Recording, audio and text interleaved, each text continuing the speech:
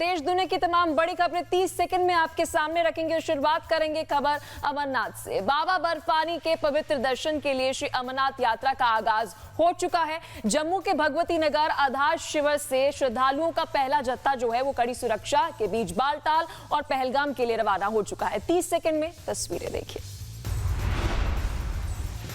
आपको बता दें कि जम्मू कश्मीर के उपराज्यपाल मनोज सिन्हा ने श्रद्धालुओं के पहले जत्थे को हरी झंडी दिखाकर रवाना किया। श्रद्धालु बालटाल और पहलगाम मार्ग के जरिए पवित्र गुफा की ओर प्रस्थान करेंगे। इस साल अमरनाथ यात्रा कुल 57 दिनों तक चलेगी। यात्रा को सुरक्षित और सुचारू बनाने के लिए सेना, केंद्रीय अर्धसैनिक बल, जम्मू कश्मीर पुलिस और अन्य सुरक्षा एजेंसियों की बहुस्तरीय तैनाती की गई है। वहीं ड्रोन, एंटी ड्रोन सिस्टम और सीसीटीवी कैमरों से भी पूरे यात्रा मार्ग पर कड़ी निगरानी रखी जा रही है। आपको बता दें कि हर वर्ष लाखों श्रद्धालु हिमालय की दुर्गम वादियों में पवित्र गुफा में प्राकृतिक हिम शिवलिंग के दर्शन के लिए पहुंचते हैं। और खबर अब मुंबई से। मुंबई में एक लड़का बिल्डिंग से सुसाइड करने की कोशिश कर रहा था, तभी अचानक एक शख्स ने उसे बचा लिया। तस्वीरें देखिए। लड़के ने खूब देर रात तक बालकनी से लटककर आसपास के लोगों की धड़कनें बढ़ा दी। वो बार बार जान देने की धमकी देता रहा और थोड़ी ही देर में एक शख्स उस लड़के की बालकनी पर पहुंच जाता है। वो युवक को समझाने का प्रयास करता है और उसे नीचे आने के लिए कहता है। इस शख्स की समझाइश से युवक की जान बच गई।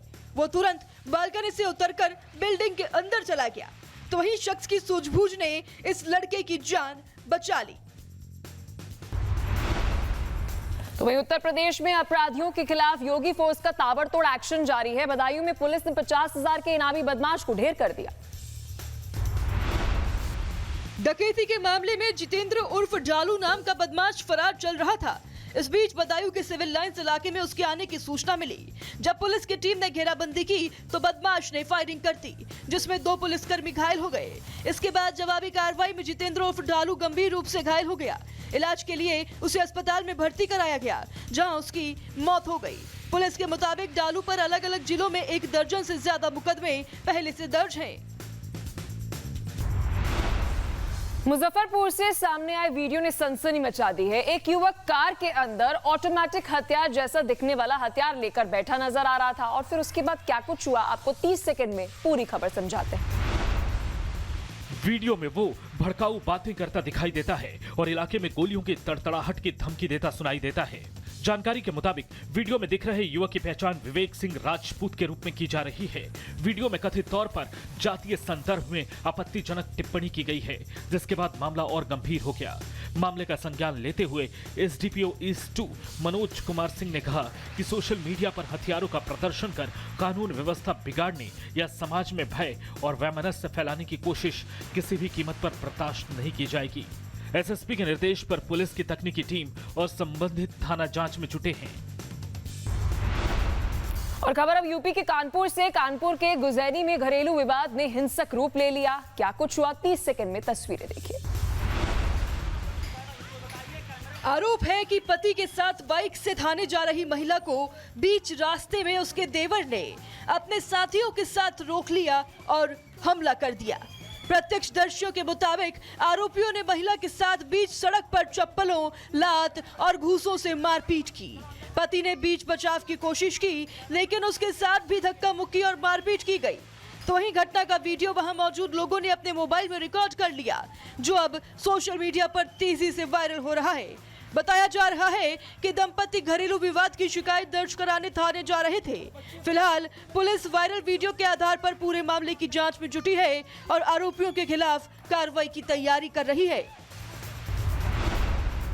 और अगली खबर भी यूपी के कानपुर से। कानपुर के पनकी इलाके में धर्म परिवर्तन के आरोपी से सनसनी फैल गई। हरदोई की रहने वाली कृतिका पांडे ने अपने मुस्लिम पति पर 8 साल तक प्रताड़ना करने का आरोप लगा दिया। जबरन मांसाहार खिलाने और धर्म बदलने का दबाव बनाने का भी दावा है। हरदोई की रहने वाली कृतिका पांडे ने अपने मुस्लिम पति पर जबरन धर्म परिवर्तन, मारपीट और मानसिक प्रताड़ना का गंभीर आरोप लगाया है। पीड़िता का दावा है कि 2.5 साल के बेटे का खतना कराकर नाम बदलने की तैयारी चल रही थी। शिकायत मिलने के बाद पुलिस और हिंदू संगठन के कार्यकर्ता मौके पर पहुंचे। पुलिस ने आरोपी पति और एक अन्य महिला को हिरासत में लेकर पूछताछ शुरू कर दी है। वहीं पीड़िता और उसके बच्चे को सुरक्षित बाहर निकाल लिया गया है। खबर राजकोट से। राजकोट में मिलावटी पनीर के खिलाफ फूड सेफ्टी विभाग ने बड़ी कार्रवाई की है। छापेमारी के दौरान करीब 500 किलो संदिग्ध पनीर जब्त किया गया है। पूरी खबर 30 सेकंड में देखिए। राजकोट महानगर पालिका के फूड सेफ्टी विभाग ने बिना वैध अनुमति संचालित एक यूनिट पर छापा मारकर करीब 500 किलो संदिग्ध पनीर जब्त किया है। अधिकारियों को आशंका है कि यह एनालॉग पनीर था, जिसे असली पनीर के नाम पर बाजार में सप्लाई किया जा रहा था। जब्त पनीर के सैंपल लैब जांच के लिए भेजे गए हैं। तो वहीं विभाग ने यूनिट को सील करते हुए संचालक पर जुर्माना लगाया है। साथ ही यह भी जांच की जा रही है कि यह पनीर किन इलाकों में सप्लाई किया गया और इसे बनाने में किन सामग्रियों का इस्तेमाल हुआ।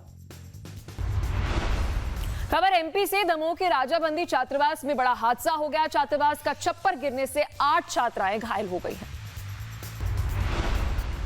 हादसे के बाद वार्डन को निलंबित कर मामले की जांच शुरू कर दी गई है। आपको बता दें कि पटेरा विकास खंड के राजाबंदी छात्रावास का छप्पर अचानक भरभराकर गिर गया, जिससे 8 छात्राएं घायल हो गईं। सभी छात्राओं को तत्काल सामुदायिक स्वास्थ्य केंद्र पटेरा ले जाया गया, जहां प्राथमिक उपचार के बाद 2 छात्राओं को गंभीर हालत में जिला अस्पताल दमोह रेफर किया गया। घटना की सूचना मिलते ही प्रशासन और पुलिस मौके पर पहुंची और जांच शुरू कर दी। शुरुआती जानकारी के मुताबिक छात्रावास के छप्पर के पहले भी कई बार गिरने की शिकायतें की गई थी, लेकिन मरम्मत नहीं कराई गई। मामले में जिला पंचायत सीईओ ने छात्रावास की वार्डन को तत्काल प्रभाव से निलंबित कर दिया है। खबर कर्नाटक के बेंगलुरु से। बेंगलुरु में बता दें आपको कि इंसानियत को शर्मसार कर देने वाला मामला सामने आया है। आरोप है कि एक आईटी कंपनी के डे केयर सेंटर में मासूम बच्चों के साथ हैवानियत की गई है। देखिए पूरी खबर। बच्चों को वॉशिंग मशीन में डालने से लेकर टॉयलेट जेट से पानी मारने तक के आरोप लगे हैं। बच्चों के साथ हैवानियत की तस्वीर सामने आई है, जहां मासूम बच्चों के साथ क्रूरता के गंभीर आरोप लगे हैं। एफआईआर के मुताबिक बच्चों को जबरन चालू वॉशिंग मशीन में डाला गया और उन्हें कमोड पर बैठाकर टॉयलेट जेट से पानी की बौछार की गई। मामला सामने आने के बाद पुलिस ने 5 महिलाओं के खिलाफ जुवेनाइल जस्टिस एक्ट के तहत केस दर्ज कर उन्हें पूछताछ के लिए हिरासत में लिया है। तो वहीं इस घटना के बाद बच्चों के परिजनों में भारी गुस्सा है। और खबर यूपी के रायबरेली से। रायबरेली में बेकाबू रफ्तार का कहर देखने को मिला है, जहां पर कार ने स्कूटी में जोरदार टक्कर मार दी और फिर क्या हुआ 30 सेकंड में तस्वीरें देखिए। इस हादसे में स्कूटी सवार एक शख्स की मौत हो गई, जबकि 2 लोग गंभीर रूप से घायल हो गए। लालगंज कोतवाली इलाके में NH 232 पर यह भीषण सड़क हादसा हुआ। टक्कर इतनी जोरदार थी कि स्कूटी के परकच्छे उड़ गए। जानकारी के मुताबिक टक्कर मारने के बाद कार सवार मौके से फरार होने लगा और जल्दबाजी के चक्कर में उसने डंपर में टक्कर मार दी, जिससे वो गंभीर रूप से घायल हो गया। पुलिस ने फिलहाल मौके पर पहुंचकर शव को कब्जे में ले लिया है और पोस्टमार्टम के लिए भेज दिया है। खबर महाराष्ट्र से। महाराष्ट्र के कई शहर इन दिनों भारी बारिश की मार झेल रहे हैं। नवी मुंबई में सड़क पर भरे पानी में करंट उतरने से 2 छात्राएं उसकी चपेट में आ गई। खबर देखिए। दरअसल लगातार बारिश के कारण नेरूर के एलपी ब्रिज के नीचे सड़क पर पानी भर गया था। जलभराव के बीच 2 व्हीलर से गुजर रही 2 छात्राएं अचानक करंट की चपेट में आ गई। तेज झटका लगते ही दोनों सड़क पर गिर पड़ी। दोनों का अस्पताल में इलाज जारी है और आशंका है कि अंडरग्राउंड बिजली की तार में शॉर्ट सर्किट होने से पानी में करंट फैल गया। मामले में एक्शन भी जारी हो गया है। तो वहीं गंभीर लापरवाही को देखते हुए बिजली विभाग और संबंधित अधिकारियों से तत्काल रिपोर्ट मांगी गई है। खबर पश्चिम बंगाल से। विधानसभा चुनाव के बाद में ही पश्चिम बंगाल की सियासत में जबरदस्त हलचल है। अब टीएमसी सांसद महुआ मोइत्रा ने बीजेपी कार्यकर्ताओं पर अंडे फेंकने का आरोप लगा दिया है। महुआ मोइत्रा ने एक वीडियो भी शेयर किया है, जिसमें उनका दावा है कि नादिया जिले में एक बैठक के दौरान बीजेपी के कार्यकर्ताओं ने टीएमसी ऑफिस पर अंडे और बैंगन फेंके। महुआ मोइत्रा ने जो वीडियो शेयर किया है, उसमें कुछ लोग एक बिल्डिंग के बाहर दिख रहे हैं। इसके साथ ही उन्होंने आरोप लगाया कि पुलिस को जानकारी दी गई, लेकिन कोई कार्रवाई नहीं की। इससे पहले टीएमसी नेता अभिषेक बैनर्जी और कुणाल घोष पर भी अंडे से हमला हुआ था। और खबर वेनेजुला से। वेनेजुला में भूकंप ने बर्बादी के ऐसे जख्म दिए हैं जिससे उभर पाने में अभी काफी वक्त लगेगा। बता दें आपको कि वेनेजुला में 2000 से ज्यादा लोगों की जिंदगी को पल भर में खत्म कर दिया। 30 सेकंड में तस्वीरें देखिए और खबर समझिए। वेनेजुएला में आए भयावह भूकंप को 1 हफ्ते से ज्यादा का वक्त बीत चुका है। मलबे के ढेर में जिंदगी की तलाश अब भी जारी है। 24 जून को आए जलजले में अब तक 2295 लोगों की जान चली गई है, तो वहीं कई परिवार तबाह हो गए हैं। लोगों की आंखों में अपनों को खोने का गम लगातार नजर आ रहा है, तो वहीं मलबे के ढेर में अपनों की तलाश में जुटे परिजनों की उम्मीद टूट सी गई है। किसी बच्चे को अपने मां की तलाश है, तो कोई अपने भाई के जिंदा होने का इंतजार कर रहा है।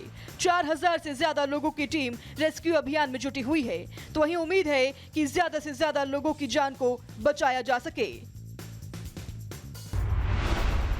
अमेरिका के एक शहर में होटल के अंदर आग लगने से हड़कंप मच गया। 30 सेकंड में आपको दिखाते हैं पूरी खबर। ये तस्वीर अमेरिका के ओहियो शहर से सामने आई है, जहां एक होटल के अंदर आग लगने से मौके पर चित्कार मच गई। शहर के एक पॉश होटल के अंदर आग लगने से 3 लोग झुलसकर मर गए। हादसे के दौरान ये होटल के अंदर ही फंस गए थे, जिन्हें निकालने में दमकल कर्मी नाकाम साबित हुए। फिलहाल हादसे के कारणों की जांच चल रही है। मारे गए लोगों के शवों को बाहर निकाल लिया गया है और उसे पोस्टमार्टम के लिए भेज दिया गया है। प्रशासन अपने काम में जुट गया है, लेकिन हादसे में मारे गए लोगों के परिजन इस त्रासदी को कभी भुला नहीं सकेंगे। रशिया ने बुधवार दोपहर यूक्रेन के खार्किव शहर पर एरियल ग्लाइडेड बम से बड़ा हमला किया। स्थानीय अधिकारियों के मुताबिक शहर के 5 अलग-अलग जिलों को निशाना बनाया गया है। 30 सेकंड में पूरी खबर समझिए। हमलों के बाद कई इलाकों में अफरा तफरी मच गई और राहत बचाव अभियान शुरू कर दिया गया। खार्किव के मेयर इहोर तोरखोव ने बताया कि 3 हमले ओस्नोव्यान्स्की जिले में और 2 हमले कीव जिले में हुए। वहीं नोवोबायर्स्की जिले में हुए हमले में 2 लोगों की मौत हो गई, जिनमें 15 साल का एक किशोर भी शामिल है। स्थानीय प्रशासन के अनुसार हमले में कम से कम 29 लोग घायल हुए हैं, जिनमें 3 बच्चे भी शामिल हैं। मेयर ने कहा कि ये शुरुआती आंकड़े हैं और प्रभावित इलाकों में जांच और राहत कार्य जारी है। आशंका है कि हताहतों की संख्या में बढ़ोतरी हो सकती है।